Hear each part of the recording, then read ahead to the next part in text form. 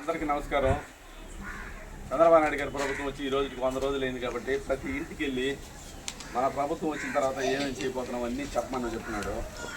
First మొదటగా ఏంటంటే నెలకు 4,000 రూపాయలు పెన్షన్ చేస్తానన్నాడు. మరో మాట లేకుండా 250 పెంచే పని లేకుండా ఏకకాలంలో ఒకేసారిగా 4,000 రూపాయలు పెన్షన్ చేశాడు. ఎలక్షన్ కోడ్ ఉండేది కాబట్టి ఆ 3 నెలలు ఏదైతే నెలకు 1,000 రూపాయలు పెన్షన్ బకాయి ఉందో అది కూడా కలిసి తర్వాత దీపావళి నుండి గ్యాస్ గురించి పోతున్నాడు. అన్నా క్యాంటీన్ ప్రారంభించాడు. కాబట్టి ఇది మంచి ప్రభుత్వం, జనమందరూ మెచ్చిన ప్రభుత్వం. మొన్న ఇప్పుడు విజయవాడలో పెద్ద వరదలు వచ్చినాయి.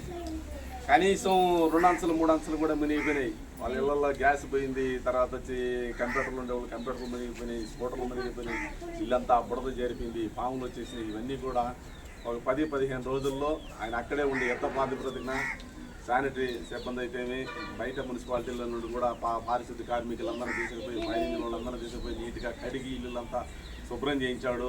పోయిన పంటలు ఏదైతే ఉందో వాటికంతా నష్టపరిహారం అంచనా ఎకరానికి ఎంత ఇవ్వాల్సి ఉన్నదో అది కూడా చెప్పి ఇప్పించడం జరిగింది. అదేవిధంగా కింద ఫ్లోర్లో ఉండి ఇల్లును మునిగిపోయిన వాళ్ళకి 25,000 రూపాయలు ఆర్థిక సహాయం ఇచ్చినాడు. మొదటి అంతస్తులో ఉన్న వాళ్ళకి 10,000 ఇచ్చాడు.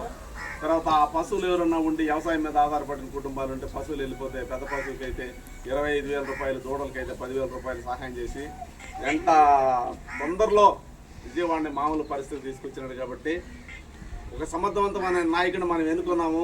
ఇది అందరికీ వెళ్ళి చెప్పడం జరిగింది. దానిలో భాగంగా మన ఎస్టీ కాలనీలో వచ్చి రోజుకు ఒక 30 కుటుంబాలు వెళ్ళి కలవమని చెప్పినాడు.